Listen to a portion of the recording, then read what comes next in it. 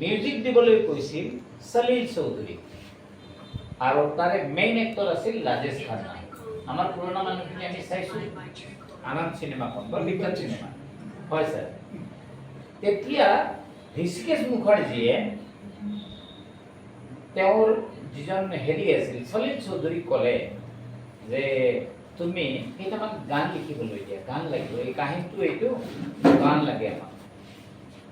তেতিয়া সেই সলিল চৌধুৰীৰে বান্ধৱী এজনীৰ গিৰিয়েকে গীত লিখে, নতুনকৈ লিখিছে মাত্ৰ। তেওঁৰ নাম আছিল যুগল। গতিকে বান্ধৱীকো কৈলে তোমাৰ হাজবেণ্ডে যে গীত লিখে, গতিকে মোৰ এই কাহিনীৰ কাৰণে গীত লিখিব লাগে। এমাহ ডেৰমাহ দুমাহমান পিছত ধুনীয়াকৈ সেই মানুহজনে যুগলে গীত লিখিলে। গীত লিখি আনি যেতিয়া সলিল চৌধুৰীক দিব ওলাল, তেতিয়া সলিল চৌধুৰীয়ে ক'লে যে নাই, ঋষিকেশ মুখাৰ্জীয়ে এই গীতকেইটা গুলজাৰৰ দ্বাৰা লিখিছে, গতিকে এই গীত ল'ব নহ'ব, গতিকে নহ'ব। তেওঁ গ'ল দুখ মনেৰে গুচি আহি বন্ধুজনক ক'লে।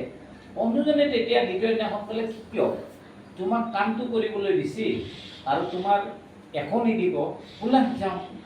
গৈ লগ ধৰিলে সলিল চৌধুৰী, তাৰপিছত ঋষিকেশ মুখাৰ্জীক লগ ধৰিলে। শেষত ঋষিকেশ মুখাৰ্জীয়ে ক'লে যে এটা পাৰিশ্ৰমিক দি দিয়া, লিখিছিল যিহেতু গীতকেইটা কিন্তু তোমালোকে আমাক দি দিয়া, আপোনালোকে আমাক গীতকেইটা দি দিয়ক, আমি এটা পাৰিশ্ৰমিক দিম। এটা পইচা দি দিলে, যুগলো গুচি আহিল আৰু গীতকেইটা ৰাখি দিলে। তেতিয়া ঋষিকেশ মুখাৰ্জীয়ে সলিল চৌধুৰীক কৈছিল যে গীতকেইটা ৰাখিলোঁ যিহেতু, আমাৰতো চব গীত হৈ গৈছে, আমি নেম কাষ্টিঙত এটা গীতটো ইয়াৰ মাজৰ পৰা দিব পাৰোঁ। গীতটো ৰেকৰ্ডিং হৈ গ'ল, চব হৈ গ'ল।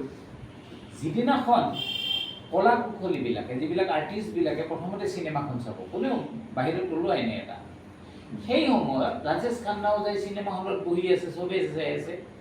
তেতিয়া কি কৰিছে, চিনেমাখন যেতিয়া নেম কাষ্টিং ষ্টাৰ্ট হৈ গৈছে, নেম কাষ্টিঙত এই যুগলে লিখা গীত এটা তাতে বজাইছে। বজোৱাৰ লগে লগে অলপমান পিছতে ৰাজেশ খান্নাই হয়তো কৈছে, নহয় এইখন চিনেমাত এই গানটো কিয় যাব ইয়াতে নেম কাষ্টিঙত, এইটোত মই এক্টিং কৰিম।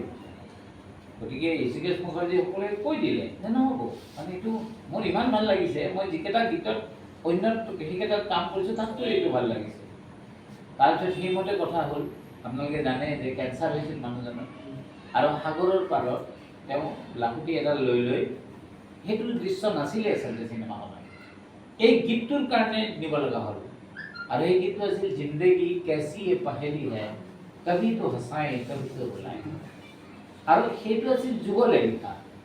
গতিকে কেতিয়াবা ভুলতো আমি ভাবিব নালাগে যে এই কিতাপ লিখা মানুহবিলাকেও গৈ অসমৰ এগৰাকী বিখ্যাত মানুহ হ'ব নোৱাৰিব, এইটো কোনো কথা নাই। সেইকাৰণে কিতাপ লিখিলে ক'ৰবাত ভাল কাম হ'লে, সমাজখন ধনী হ'লে ভাল লাগে।